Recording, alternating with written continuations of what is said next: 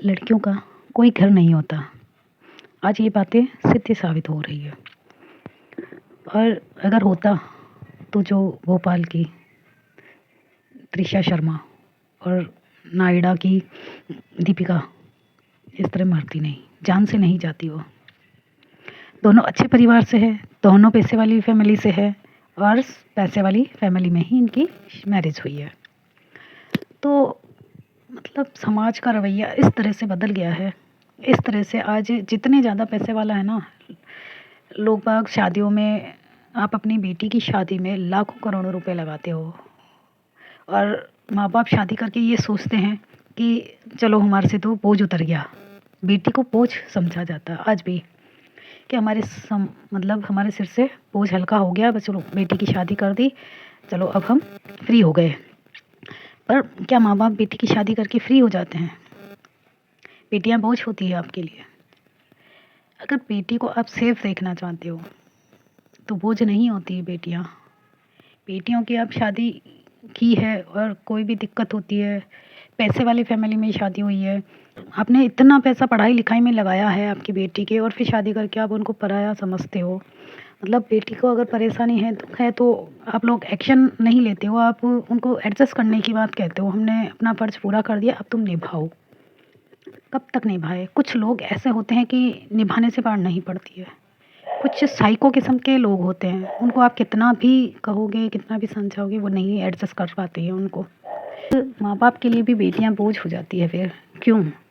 आखिर आप अपनी जिम्मेदारी निभा देते हो, आप लाखों रुपए, इतना लाखों करोड़ों रुपए आप शादियों में लगा देते हो। जो पैसे वाले होते हैं, जो मध्यम वर्गीय होता है, तब भी आजकल 20 से 25 लाख रुपए शादी में लग जाते हैं मिनिमम। और जो पैसे वाले हैं उनका तो कहना ही क्या, 50-50 लाख करोड़ करोड़ रुपए खर्च कर देते हैं, पर उसमें बेटी की सेफ्टी कुछ नहीं है। इतना धन दहेज दौलत देने की कहाँ ज़रूरत है? शादी नॉर्मल तरीके से करनी चाहिए। अगर आपको इतना ही शौक़ है आपको, तो इतना वो दहेज की बजाय आप एक फ्लैट खरीद के दीजिए अपनी बेटी को, ज़मीन खरीद के रखिए या एफडी करा के रखिए। एफडी भी कराएंगे तो कुछ लोग ऐसे होते हैं, कोई ले लेंगे उससे, तो आप ज़मीन वगैरह कुछ खरीद के रखिए बेटी के नाम से, कुछ गोल्ड रखिए। आप इतना सब कुछ दे देते हैं उन लोगों को उस समय ही शादी में। आप सीधा बोला कि हम नॉर्मल तरीके से शादी करेंगे, चाहे कितने भी बड़े पैसे वाले हो, चाहे कितना भी वो, इतनी चीज़ें, मतलब इतना लाखों रुपए लगाने के बाद जिस बेटी को आपने बचपन से पाल पोस के बड़ा किया, जिम्मेदारी आपने पूरी की शादी करके, और उसके बाद आप अपने हाथ चटक लेते हैं। कुछ परिवार ऐसे होते हैं कि बेटियों को सामने से तो नहीं मारेंगे, वो सामने से मार पिटाई नहीं करेंगे, अगर थप्पड़ लगाए ना तो दिख जाए, मार पिटाई करे तो वो दिख जाए। पर कुछ लोग ऐसे होते हैं साइको टाइप के, तो वो उनको रात देर अंदर ही अंदर टॉर्चर करते हैं। कुछ बातें ऐसी होती है, कहते हैं ना, बोली के घाव जो होते हैं ना, दिखते तो नहीं है पर सूल की जैसे चुभते रहते हैं वो, और वो अंदर ही अंदर इंसान को घायल करते रहते हैं, अंदर ही अंदर से तोड़ते रहते हैं। वो चीज़ें बर्दाश्त से बाहर होती है। मार लेना इंसान, मार पिटाई करता है ना, तो वो भूल जाता है इंसान, वो फिर भी सही हो जाता है, चोट लग जाती है ना, सही हो जाती है। पर जो ज़िंदगी भर एक दीमक की तरह शरीर को खोखला कर देता है ना इंसान की माइंड को, कुछ लोग ऐसे होते हैं। तो उन इंसान के साथ रहना, सहन करना उनको बहुत मुश्किल हो जाता है। उनके साथ माँ बाप कहते हैं एडजस्ट करो, पर एडजस्ट नहीं हो पाता उनके साथ। कुछ की चाहिए कि माँ बाप को तुरंत एक्शन लेना चाहिए। और पहली बात तो जब आप शादी करते हो तो एडजस्ट करने की क्यों बोलते हो? एडजस्ट मतलब उस इंसान को किया जाता है कि जो वास्तव में है उस लायक, सुधरने की गुंजाइश हो सामने वाले में, तो उस इंसान के साथ औरत पूरी ज़िंदगी एडजस्ट करके भी रह सकती है। मैं खुद एक औरत हूँ और मेरे साथ भी ये सब अन्याय हुआ है, क्योंकि माँ बाप जब साथ छोड़ देते हैं ना, तो बेटी को ये सब कुछ झेलना पड़ता है, सहन करना पड़ता है। लास्ट में उसके पास सिर्फ एक चारा रह जाता है कि आत्महत्या कर लेगी या फिर सामने वाला मार देगा। क्योंकि लड़ाई झगड़े इस हद तक बढ़ जाते हैं कि फिर या तो वो किसी का शिकार हो जाएगी या वो खुद मर जाएगी, क्योंकि अंदर ही अंदर टॉर्चर किया जाता है। नहीं बर्दाश्त होता तो वो इंसान फांसी लगा लेगा, मर जाएगा, या सामने वाला की नहीं मारेंगे तो वो लोग मार देंगे। तो कब तक? माँ बाप को चाहिए कि आप अपनी बेटी की शादी करते हो तो उनके लिए अपने घर के दरवाजे हमेशा खुले रखना चाहिए, हमेशा बेटी का सपोर्ट करना चाहिए। अगर कोई दिक्कत है और बोल रही है तो आप उनका साथ देना चाहिए, आपको तुरंत एक्शन लेना चाहिए, तुरंत संभालना चाहिए उस चीज़ को, क्या वजह है जानना चाहिए। ये नहीं कि आप ज़बरदस्ती से आप कहो कि नहीं एडजस्ट करो। हमने शादी कर दी, इतना लाखों रुपए लगाया, बेटी मजबूर है, वो बेटी खुद नहीं चाहेगी, छोटी मोटी बात पे तो बेटी खुद तो वो नहीं बोलेगी आपको, पर बहुत ज़्यादा हो जाएगा ना तब वो आपको बोलेगी। तो आप उसको समझना चाहिए इस बात को। अगर आपकी बेटियां प्यारी है आपको तो समझना चाहिए। और एक सेविंग उनको दहेज ना देके, और एक सेविंग इतना फालतू का सामान ना देके, दहेज वगैरह जो भी आप देते हो क्या बेटी को मिलता है? कुछ भी नहीं मिलता उसको। सिर्फ एक बेड सोने के काम आता, अलमारी काम आती, ड्रेसिंग टेबल काम आती, बाकी कहाँ जाता है? बाकी सामान तो उसके काम ही नहीं आता ना। मैं अगर कोई फ्लैट भी खरीदा अपने बेटी के नाम पे तो आपने कहा कि ये मेरी बेटी का के नाम पे फ्लैट है और ये है।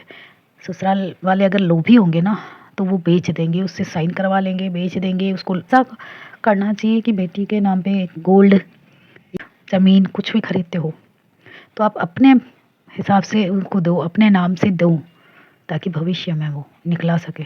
माँ बाप का नाम साथ में डालो ताकि उनके साइन बगैर कोई कुछ कर ना सके। कोई आपकी बेटी को लगे कि वहाँ पे वो परेशान भी है तो उसको ये लगे कि भाई हाँ मेरे बाप ने मेरे नाम पे 10 लाख रुपए मेरे सेविंग में डलवा रखे हैं या 5 लाख डलवा रखे हैं, तो मैं उससे कुछ कर पाऊँगी यहाँ से निकल के।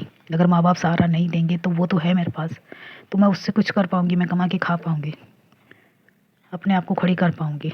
जब बेटी के पास कुछ ही नहीं रहता, ना बाप का घर, आप लोग पराया कर देते हो, आप लोग साथ नहीं देते हो, एडजस्ट करने की बात करते हो, तो फिर बेटी क्या करेगी?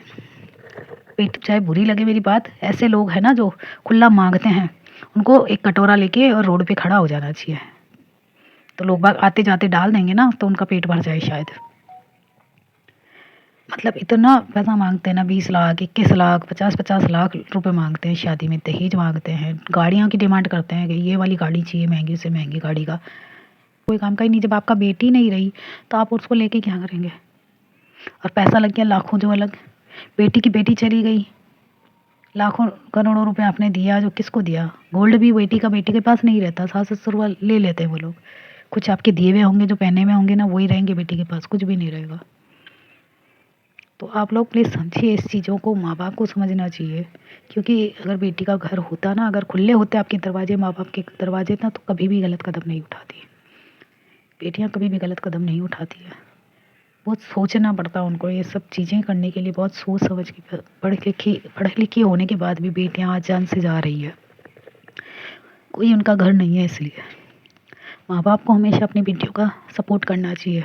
मतलब जो पैसे वाले होते हैं ना, वो तो बहुत ही कंजूस टाइप के होते हैं। वो लोग कंजूस टाइप के होते हैं। वो सोचते हैं कि एक मर भी जाएगी तो दूसरी आ जाएगी उनके, तो दूसरी से और दहेज मिल जाएगा बड़ा, एक का मिल गया, दूसरी से और बड़ा दहेज मिल जाएगा, घर भर लेंगे अपना और साथ में ले जाएंगे शायद मरेंगे जब।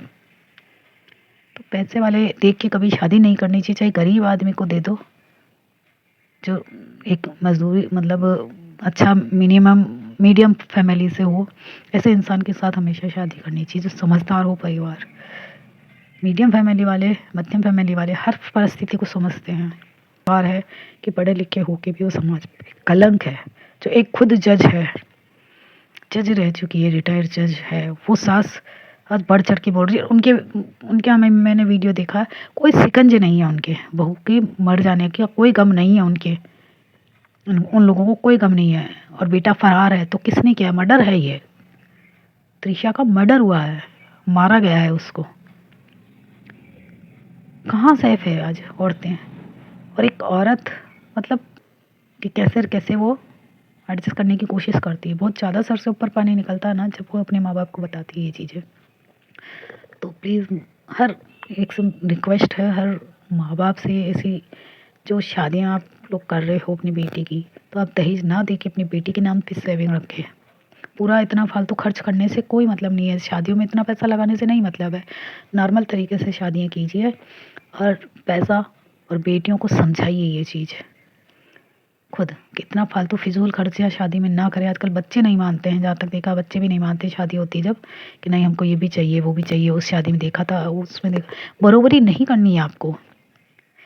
बरोबरी करने से कुछ नहीं होता है। आप कुछ अलग करेंगे ना हट के, वो समाज को दिखेगा।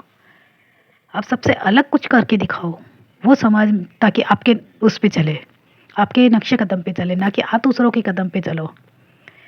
समाज में आप को मिसाल बनना है। तो आप बेटी की शादी करने जा रहे हो तो आप ये चीज़ नोटिस करो कि आप ये चीज़ हमेशा ध्यान रखो कि आपको दूसरों के चले रास्ते पे नहीं चलना, आपको खुद में एक मिसाल कायम करनी है। तो आप ऐसा करो कुछ, बहुत सारी बेटियां हैं, आपके पास ज़्यादा पैसा है, जैसे कि एक पहले भी देखा था कोई बाहर का जो बिल्कुल शादी कोर्ट में हुई थी और मकान बनवा के और दिए थे गरीबों को, बेटियों के नाम पे मकान किए थे उस बंदे ने। तो बहुत अच्छा काम किया उसने, पुण्य का काम किया।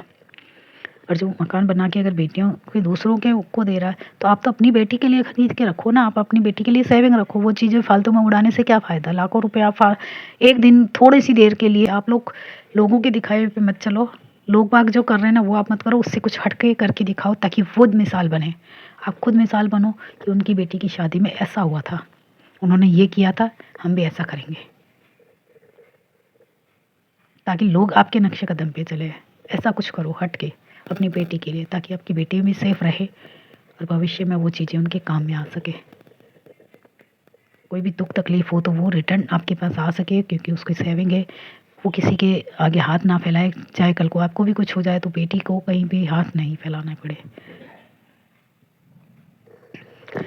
तो आपको ये मेरी वीडियो कैसी लगी आप लोग ज़रूर से कमेंट में बताना, अपनी राय ज़रूर से देना रहे, उसके लिए आप इस वीडियो को ज़रूर से शेयर करना, अच्छी लगे तो अपने अपने स्टेटस पे लगाना ताकि लोग बागों तक ये बात पहुँचे। फिर मिलते हैं नेक्स्ट ब्लॉग में, तब तक